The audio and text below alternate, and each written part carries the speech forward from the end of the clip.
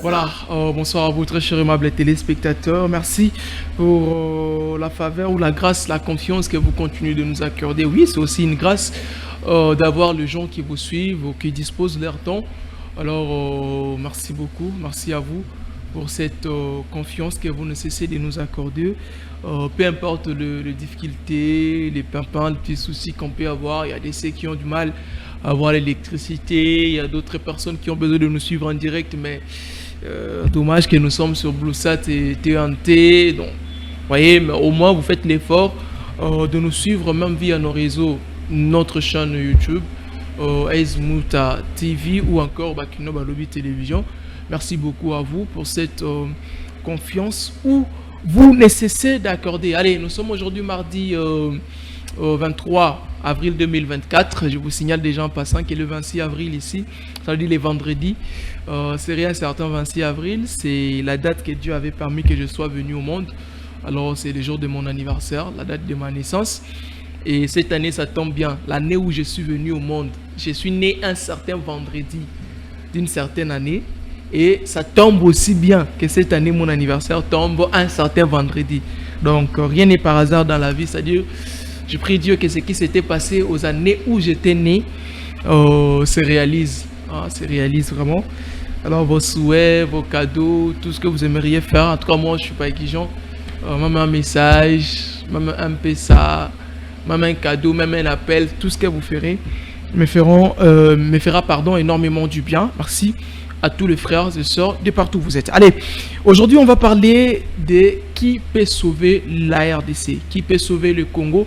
C'est notre thématique qu'on va aborder aujourd'hui. Pourquoi cette thématique? C'est parce que tout simplement on a compris que la RDC a besoin d'être sauvée.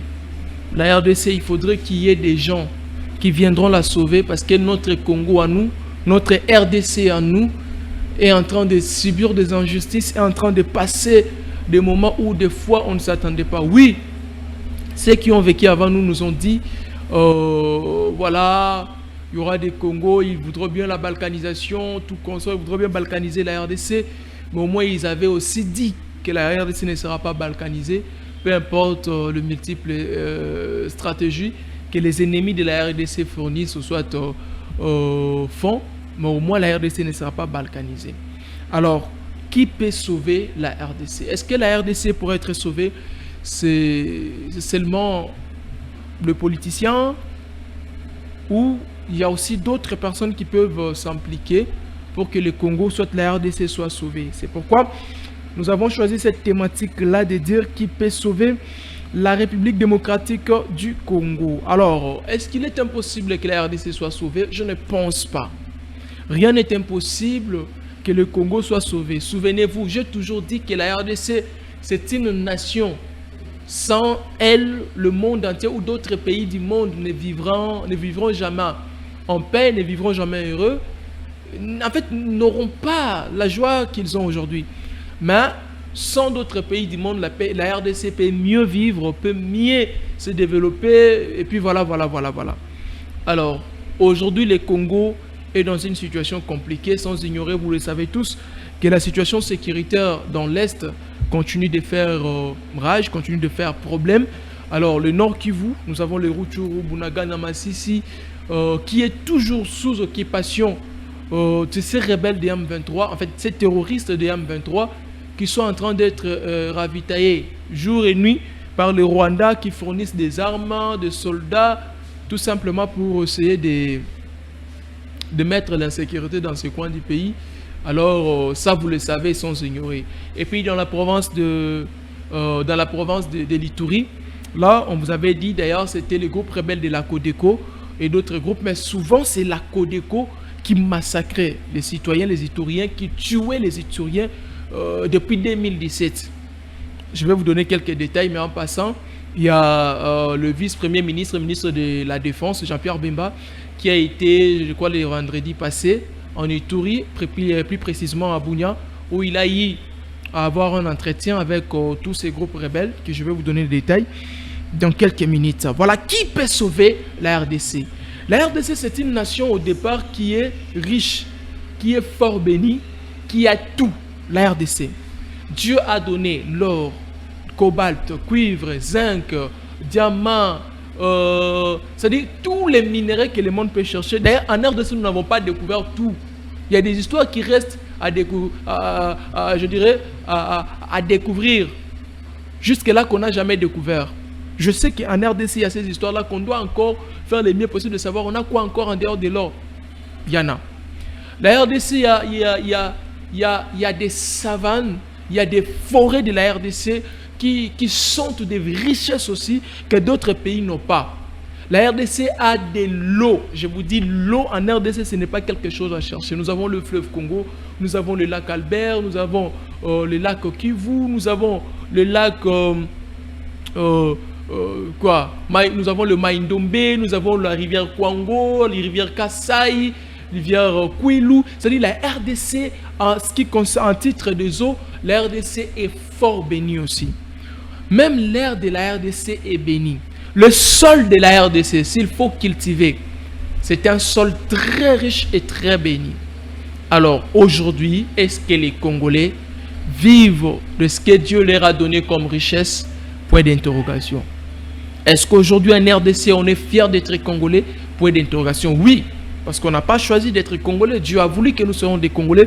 Nous le sommes aujourd'hui. Mais en termes de vie, en termes de notre social, en termes de la manière dont tout Congolais vit aujourd'hui, est-ce qu'on peut se dire clairement qu'on est fier d'être Congolais? Alors, qui doit sauver la RDC? C'est-à-dire que la RDC est dans une situation compliquée où, sans ignorer, vous le savez, même le président de la République le reconnaît, où il multiplie d'ailleurs d'efforts pour que le Congo sorte de cette situation. Ça, on ne doit pas se voiler la face. Aujourd'hui, nous avons eu des gouvernements. Nous avons eu des gouvernements passés. Nous sommes venus avec Sama 1, Sama 2. D'ailleurs, Sama 2, on a parlé des gouvernements de Warrior. Est-ce que ça nous a servi à quelque chose? Point d'interrogation. Mais à ce qui me concerne, moi, selon mon avis, Sama ne nous a pas vraiment aidé avec son gouvernement. Je ne dis pas que son gouvernement était nul, mais au moins, il n'a pas été à la hauteur de donner aux Congolais ce que les Congolais attendaient. C'est-à-dire que le Congo continue de vivre. Les années passe, mais le Congo recule. Au lieu que le Congo avance, se développe, contrairement, en fait, c'est le contraire. Aujourd'hui, le Congo recule. Au lieu que le Congo avance, le Congo recule. Au lieu que le Congo fait 2 pas en avant, le Congo fait 3 pas en arrière. C'est-à-dire que le Congo est en train de passer des moments compliqués. Qui doit sauver le Congo? Un sol béni, riche. Mais cette richesse ne profite pas aux Congolais. À qui profitent ces richesses? C'est-à-dire aux étrangers, à d'autres personnes, à un groupe d'individus. Aujourd'hui, pour vivre comme on a l'habitude de dire, aujourd'hui, pour être heureux au Congo, il faut être politicien. C'est pourquoi tout le monde veut être politicien. Imaginez en Assemblée nationale, on n'avait besoin que de 500 députés. On n'avait que 500 sièges. Mais on a eu plus de 24 000 candidatures déposées à la CENI. Plus de 24 000 pour 500 sièges seulement. C'est-à-dire que tout le monde a compris qu'aujourd'hui, le Congo évolue, le Congo se développe juste... on dit quoi? Le Congo, pour être bien au Congo, il faut nécessairement faire la politique. C'est ce que les politiciens ont mis dans la tête des paisibles Congolais. Les gens ne savent pas qu'il faut investir, les gens ne savent pas qu'il faut entreprendre, les gens ne savent pas qu'il faut cultiver, les gens ne savent pas qu'il faut pêcher. C'est-à-dire que tout le monde aujourd'hui veut devenir politicien. Même quelqu'un qui ne sera pas en mesure de formuler même une phrase veut devenir politicien. Tout cela pourquoi? Parce que la politique paye. Et la plus grande des bêtises que les Congolais ont saisi aujourd'hui, même ceux qui ne sont pas en mesure de défendre le pays, sont aujourd'hui politiciens et sont élus députés. En quelque sorte, on va le dire, il y a des gens qui contestent jusque-là le résultat publié par la CENI des élections passées. Il y a des ceux qui se retrouvent en Assemblée nationale. Gloire soit rendue à Dieu, la Cour constitutionnelle au moins a donné à ceux qui ont été réellement votés, 19 députés qui ont été, on dirait en quelque sorte, ont été appelés dans les jours passés candidats malheureux. Mais gloire à Dieu, après quelques... retouche ou encore je dirais, on appelle ça quoi, contrôle, vérification de la Cour constitutionnelle. 19 députés nationaux ont retrouvé, les vrais, ceux qui ont été réellement votés ont retrouvé leur poste, leur place en Assemblée nationale. Et voilà, aujourd'hui, ils peuvent se réjouir. Alors ceux qui allaient siéger à la place des autres, ne le seront pas. Nous, ce que nous voulons au Congo, ces gens-là qui ont besoin de sauver le Congo. Qui peut sauver le Congo? Oui, le Congo peut être sauvé. Mais qui peut sauver? C'est les Congolais. Un vrai Congolais, c'est lui qui aime cette nation, c'est lui qui aime cette patrie. C'est celui-là qui peut sauver le Congo. Est-ce que nous, on peut dire qu'on aime les Congos si on détourne l'argent du Congo? Est-ce qu'on peut dire qu'on aime les Congos si on vole? On ne parle pas de détournement. Parce que les gens confondent détournement et voler. Détournement, c'est parce que c'est en ce sorte, on te donne l'argent, par exemple, pour construire 5 km de route. Ben, tu construis 3 km, tu prends l'argent des deux autres kilomètres, tu réhabilites soit une école, quelque chose. C'est-à-dire, tu as bien fait. Mais l'argent n'était pas dirigé à réhabiliter. C'était pour la construction. Là, tu as détourné. C'est-à-dire tu as fait autre chose à la place de l'autre. Mais l'argent, on a fait sortir dans la caisse de l'État. On fait sortir cet argent. On te dit, va construire. Toi, tu le prends. Tu ne construis pas. Tu ne fais rien. Tu bouffes cet argent. Ça, c'est volé. Ce n'est pas détourné. Mais aujourd'hui, les gens qui ont eu à détourner, ces gens-là qui ont détourné l'argent de l'État, et peut-être ces gens-là seront reconduits au gouvernement de Madame Judith qui sortira dans quelques jours ici. Est-ce que ce sont les mêmes visages? Les Congos manquent des compétences? Je ne pense pas. Il y a des gens qui sont tellement intelligents, ils nous ont prouvé, ils sont intelligents, ils ont un français bien fignolé. Ils s'expriment bien, ils parlent bien, ils mangent bien, tout consort. Quand ils vous expliquent des choses, vous dites, vous avez l'impression d'être devant des professeurs des universités. Mais s'il faut pratiquer ce que ces gens-là nous disent, bon, c'est compliqué. Alors ce sont les mêmes personnes qu'on doit faire confiance? Non. Cette fois-ci, nous qui sommes peuple, nous devons sauver les Congos. Voilà là où j'interpelle la population congolaise. Sauvons le pays. Prenons le cas par exemple, la commune de Lansele. Ça fait un bon temps que cette commune-là a eu des bourgmestres à la tête, tout consort. Mais aujourd'hui, le bourgmestre actuel de la commune de Lansele, je ne lui connais pas en fait, monsieur le bourgmestre. Je dois être clair envers vous, je ne lui connais pas. Mais je fais juste un tour pour essayer un peu de voir la réalité de la place. J'ai essayé d'interroger quelques habitants de la commune d'Nsele. Ils ont dit que, ils m'ont appris que premièrement, le bourgmestre de la commune de Lansele a été candidat député provincial de la circonscription électorale de sa commune. Et il a été élu. Je dis, ah, vous l'avez aussi voté? Ils m'ont dit oui, nous l'avions voté parce que depuis qu'on a connu des bourgmestres à la tête de cette commune, on n'a jamais vu un type, soit quelqu'un qui a eu la bonne volonté de faire développer, de faire évoluer, de faire changer notre commune comme ce monsieur, le nom je crois, monsieur Mbo. Bon, moi je ne le connais pas, je ne l'ai jamais vu en fait, excusez-moi. Monsieur Mbo, le bourgmestre de la commune d'Nsele. Il dit, ce gars, il est tout le temps avec nous. À tout moment avec nous, voulais-je dire. Il est là, il s'implique, il fait, et puis on le voit sur terrain. Ce n'est pas un bureaucrate, mais c'est quelqu'un qui est sur terrain. Alors, moi, ce qui m'a un peu dérangé, il y a de ceux qui prétendent être des politiciens, mais qui veulent tout, c'est-à-dire qui prétendent soutenir la vision du chef de l'État, mais en quelque sorte, qui veulent au moins saboter les gens qui représentent le président de la République dans le coin et recoin. Prenons le cas, par exemple, le bourgmestre de la commune. Parlons de tous les bourgmestres. Ils sont premièrement le représentant direct du président de la République dans des communes où ils sont bourgmestres. Et des deux, ils sont les représentants directs du gouverneur de la province dans les communes où ils sont. C'est-à-dire, en quelque sorte, si on veut voir le président de la République en scellé, c'est au travers M. Mbo qui est son représentant direct dans cette commune-là. Mais vous allez voir quelques politiciens qui disent président de la République et tout consort, mais ils sont en train de salir quand même la réputation. Au Congo, c'est que moi j'ai compris, quand quelqu'un fait quelque chose de bien, au lieu d'acclamer, de soutenir, on a souvent tendance de les tirer derrière, de les rabaisser, parce qu'on ne trouve pas nos intérêts personnels à la personne. Non, nous ne voulons pas trouver des intérêts personnels. Oh non, vous dites qu'il est là, non, nous ne voulons pas les histoires de Nganalia, mais nous voulons l'histoire où il est là, il travaille, on acclame parce que la population de ce coin-là se retrouve.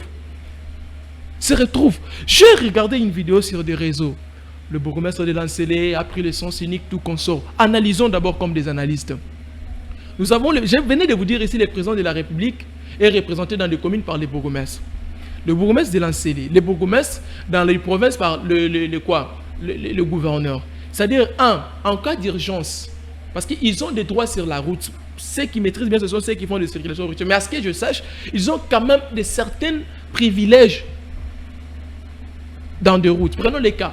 S'il y a urgence, le président de la République peut prendre sans cynique, parce qu'il y a urgence, il peut aller en mission de service vite ou consort s'il y a embouteillage. Dédé, le gouverneur de la province, lui aussi peut prendre, s'il y a urgence, s'il y a en fait, ce n'est que logique, parce qu'il est l'autorité de la province. Donc en cas d'urgence, il peut prendre s'il y a embouteillage, prendre sans cynique pour arriver vite là où il veut. Et ce n'est pas un péché pour lui. Et de trois, le ministre de l'Intérieur, tout comme le ministre de la Défense. Parce que ce sont ces gens-là qui sécurisent, qui assurent la sécurité de la population. C'est-à-dire, en cas d'urgence, et le ministre de l'Intérieur et le ministre de la Défense, ils peuvent aussi prendre le sens inverse, sens contraire, pour arriver à temps s'il y a embouteillage, parce qu'ils sont obligés de défendre et de sécuriser. À la 5e position, ce sont des bourgmestres. Et ils sont des représentants. On peut l'appeler, monsieur le bourgmestre, dans tel coin, il y a une incidence, il y a quelque chose qui s'est passé. Il doit vite arriver là-bas pour mettre du calme, parce qu'il représente le président de la République. Donc, s'il y a un empêchement, il y a un embouteillage, il peut aussi. Je ne sais pas si les juristes vont me contredire, mais à ce que je sache, lui aussi paie pour arriver à temps décanter la situation. Les gens ont dit, oh non, récemment nous avons vu une vidéo où on a arrêté les cortèges, c'est la Jeep du monsieur le bourgmestre de la commune d'Ensélé, tout simplement. Non. D'ailleurs, lui, il n'était pas d'abord là. Et ce qui a été mis à faire, c'est de demander à ces gens, vous venez d'où, vous partez d'où, et pourquoi avez-vous pris le sens contraire? Ça, c'est des 1. Bon, moi, je me demande, un officier de la police, celui qui devrait mettre de l'ordre. Maintenant, quand vous interpellez, je ne sais pas avec quelle intention, vous arrêtez ces cortèges, supposons vous arrêtez. Vous ne vous renseignez pas, vous commencez directement à filmer. Vous filmez avec quelles intentions? Pourquoi avez-vous filmé? C'est pour nuire à l'autorité de la commune? Est-ce que vous avez... C'est-à-dire, on va penser sur quoi? Bon, si ce n'était pas ça, comment ces vidéos sont devenues... Cette vidéo, pardon, est devenue virale sur des réseaux. Et il y a un professionnel de médias que je mettais pour éviter des problèmes. Il y a, je ne sais pas, on va l'appeler honorable. Oui, c'est un député qui a pris aussi la vidéo, qui n'a pas trop analysé du coup. Mais ce n'est pas normal. S'il y a urgence, il peut le faire, mais il n'était pas dedans. Et qui a confirmé que c'était les cortèges, soit cette Jeep-là était le Jeep du bourgmestre de la commune d'Ensélé? Si oui, est-ce qu'il était là-dedans? Vous voyez? C'est-à-dire quand on dit d'autres choses, il faut qu'on essaye de voir le pour et le contre. On ne peut pas dire pour faire de bêtises. Et vous allez voir les gens qui disent ce genre de choses, oh voilà, IDPS en gros. Non, ne collez pas tout autour de l'IDPS. Aujourd'hui, quand vous critiquez l'IDPS, vous critiquez le président de la République. Parce que aujourd'hui, c'est l'Augustin Kabouya AK47 qui est le secrétaire général de l'IDPS, mais le président de la République, on ne doit pas refuser qu'il est de la famille IDPS. Et c'était lui d'ailleurs qui était aujourd'hui, il est aux affaires, il devient indépendant quand même, mais c'est de sa famille politique, son parti politique. Mais comment est-ce que vous voulez cracher à un parti où le président de la République est élu et vous pensez soutenir le président de la République? Est-ce que tous ceux qui sont à l'IDPS sont des mauvaises personnes? Est-ce que tout ce qui va tourner, si c'était quelqu'un d'un autre parti politique, vous l'aurez critiqué de la sorte? Non, non. Cher ami, vous êtes un union sacré, mais soutenez les valeurs. Être à quoi, être du côté de bon, mais être aussi à côté de bon l'histoire, quelque chose, on dit quoi? L'union sacrée, c'est quoi? Être de bon côté de l'histoire, quelque chose déjà. Mais quand entre vous vous entretuez, entre vous vous voulez faire du mal, vous voulez exposer les autres, mais vous ne soutenez pas les présidents de la République. Non, moi je ne connais pas les bourgmestres de la commune d'Ensélé, mais ce que je sache, c'est un monsieur honnête, c'est un monsieur calme. Et je ne pense pas qu'il pouvait le faire. Mais même s'il le faisait, ce n'est pas un péché, ce n'est pas une infraction parce qu'il est le représentant du président. En cas d'urgence, s'il y a un embouteillage, il peut prendre dans le sens contraire. Ça ne me dérange pas, tout comme le gouverneur de la province, comme le président de la République, comme monsieur le ministre de la Défense, comme aussi le ministre de l'Intérieur. En cas d'urgence, ils peuvent le prendre. Ce n'est pas un péché, cher frère. Quand on dit des histoires, il faut lire quand même les contextes. Ne disons pas pour dire. Ne disons pas pour dire, s'il vous plaît. Si on a des attaques personnelles, si on a des comptes à rendre avec des individus, il faut éviter. Le Congo, aujourd'hui, la politique, ce ne sont que des comptes à rendre, des comptes à rendre. Mais le Congo ne va pas évoluer. Ces histoires ici, c'est compliqué. Qui peut sauver la RDC? Ça, c'est la question qu'on se pose. Ce sont des Congolais. Vous devez vous impliquer. Aujourd'hui, si on ne s'implique pas pour défendre la RDC, personne ne viendra s'impliquer à notre place. Je parlais de la situation de l'Ituri ici. Je vous ai dit que, je crois, le vendredi passé, aujourd'hui nous sommes le 23 avril 2024, le vendredi passé, la semaine dernière, monsieur le ministre de la Défense, Jean-Pierre Bemba, était à Nitori, à Bunia plus précisément. Il a eu à rencontrer quelques groupes de la place. Nous citons par exemple le groupe rebelle de la Codeco, le MAPI, nous avons les FPIC, le FRP et les autodéfenses.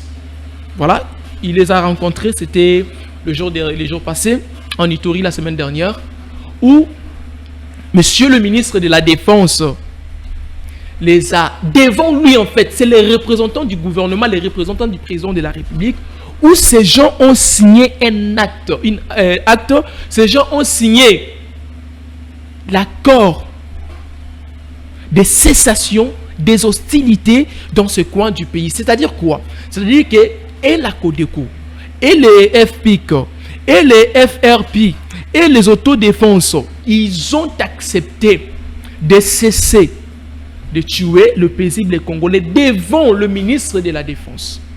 Cet acte-là existe. Alors, chose grave ici. Après ça, chose grave, nous avons remarqué que la nuit du dimanche 21 avril, bien sûr, au lundi 22 avril, les groupes, soit le rebelle de la Codeco, les assaillants de la Codeco, en provenance voilà, du groupement des GOP, localité de Souni, dans le secteur de Walendu, Djati et Walendu, Pichi,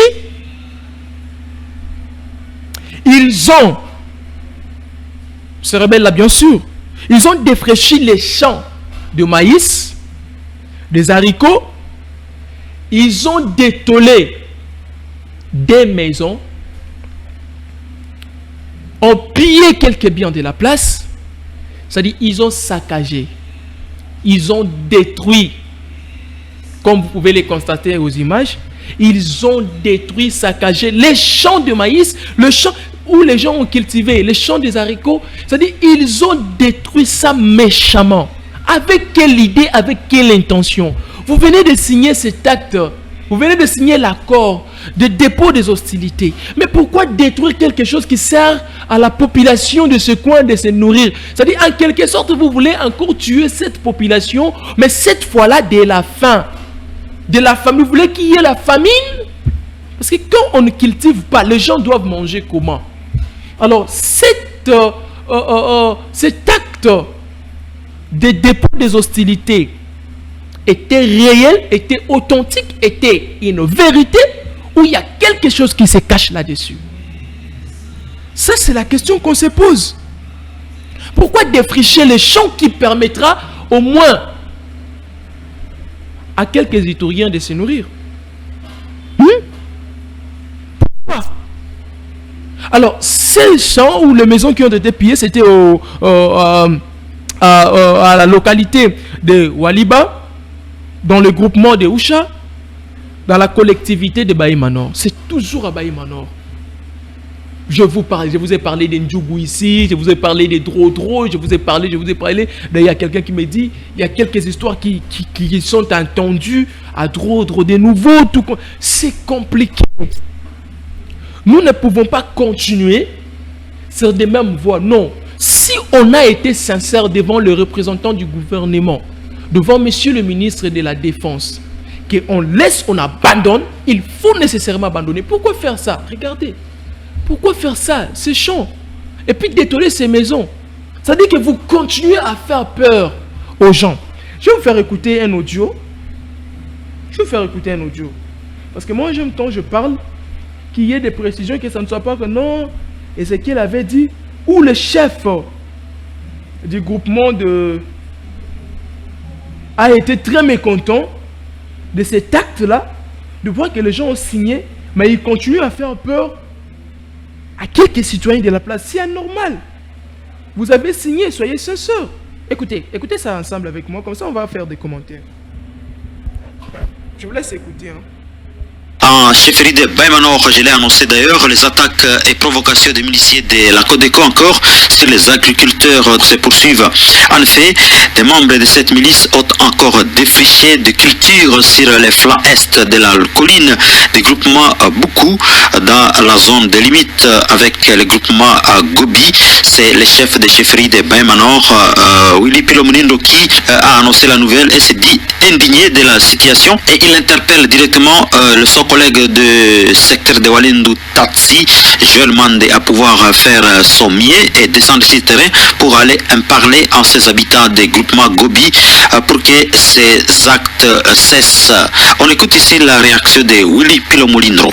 Wapopulasio ya kwangu iko nateseka sana kwa ajili ya insecurity kenye inatoka kwa upande za Gobi.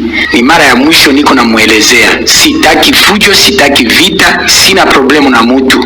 Niko natamani sana pacification ingie, lakini wao wanapenda tu kuderanje population. Watu wanaenda kushamba kila mara kuwafuguza, kila mara kuchenga shamba. Hata juzi jana watu wako nakimbia toute la journée ndani ya sheferi pale. Hivi kwa mara ya mwisho nimesema na chef de groupement Gobi aingie kati ya wakodeko ndani ya magroupement yake zote, akataze ile matendo kenyiko natendeka pale. Hata chef de collectivité ya secteur tax Joel Mande nisha muelezea mara na mara, haifai mitendo namna ile. Watu wanalima pa upande zao, hata watu ya kwao wanalima pande zao. Sitaki watu watoke kwao waende kuderanje watu ya huku. Ni ataki kubwa sana, ile mashamba italeta fujo mingi. Chaque jour wanafika pale ku village siseti kufuguza watu na kukatakata mamiogo ya watu. Ile sitaki. Niko namwambia chef de groupement Gobi akataze ile. Surtout watu ya Lijoba, watu ya pale Choho na Kaiko pale, ni ndani ya ile kuko kijana wanaita Ngalo, kuko responsable ya ile maneno yote. Wanajulikana hivi, naomba na Gobi ashuke pale aende kukataza na wale wako. Voilà. Vous venez là d'écouter. Alors, vous avez écouté le chef de Baïmanor qui a dit, qui a demandé à son homologue de Walendu Tchati de faire des sommiers pour respecter ça. Ce n'était pas en vain. Sachez que le gouvernement avait bien prévenu que c'est qui vont boycotter, qui vont marcher à l'encontre de cet acte de dépôt des hostilités, de cessation des hostilités, ceux qui vont boycotter, ceux qui vont reprendre avec, ils s'en prendront au gouvernement. Le gouvernement va s'en charger. Alors, s'il vous plaît, nous voulons que ces histoires finissent, nous voulons que ces histoires cessent. Le Congo a besoin de paix. Tous ceux qui aimeront aider le Congo d'une manière ou d'une autre, allez à Nord Kivu, allez là-bas, défendons le Congo. Il y a les M23 qui sont là-bas, s'il faut tuer, ce sont ces gens-là qui méritent d'être tués et non le paisible Congolais. Il faut éviter ça. Il faut à tout prix éviter, et il semblerait qu'il y a encore 15 personnes qui ont été enlevées, kidnappées par ces groupes rebelles de la Codeco. Il semblerait. Mais plus de précisions, nous vous les donnerons dans les jours à venir. Merci beaucoup à Omega Bazola. On se retrouve très prochainement. Ah, bah député to votaki, bazo salarié, ah, toke de la funa, bazo salarié.